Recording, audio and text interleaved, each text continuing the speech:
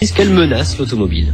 Ce qu'on appelle nouvelle mobilité, en dehors de la trottinette électrique, ce sont de nouvelles façons d'appréhender l'automobile. Le covoiturage avec le succès de Blablacar, les VTC, le stop avec WeHop, le parking partagé avec Drivey, sans parler de l'autopartage, Autolib, Autobleu, Autocool, respectivement à Paris, Nice et Bordeaux.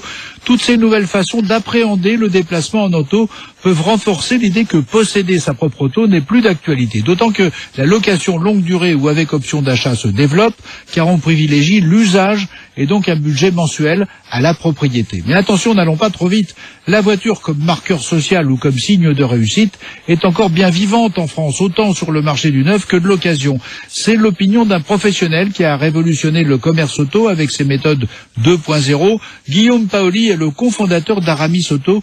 Il ne croit pas à un changement brutal des automobilistes français. La mobilité, c'est constitutif de la liberté des Français. Donc, toutes ces nouvelles formes de transport sont complémentaires des formes existantes. Une chose à dire, c'est 3 Français sur 4 vont travailler chaque matin en voiture. Et même 29% des Français rentrent chez eux déjeuner le midi en voiture. Donc le covoiturage va pas remplacer la voiture, c'est un mode de transport complémentaire.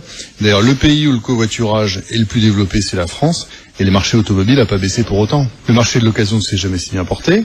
Et il a augmenté de 2% l'année dernière. On est à un niveau record avec pratiquement 5,5 millions de voitures vendues l'année dernière.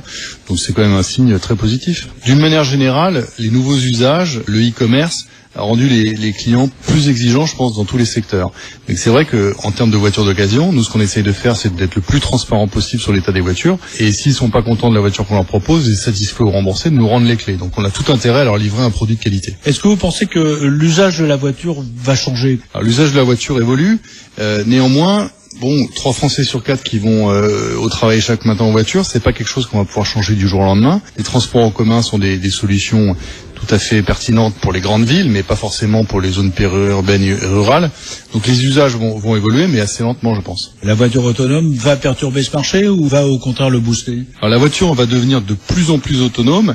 La question, c'est la date. À quelle date les voitures seront vraiment capables de conduire toutes seules? Auquel cas, il pourrait y avoir une rupture sur le marché.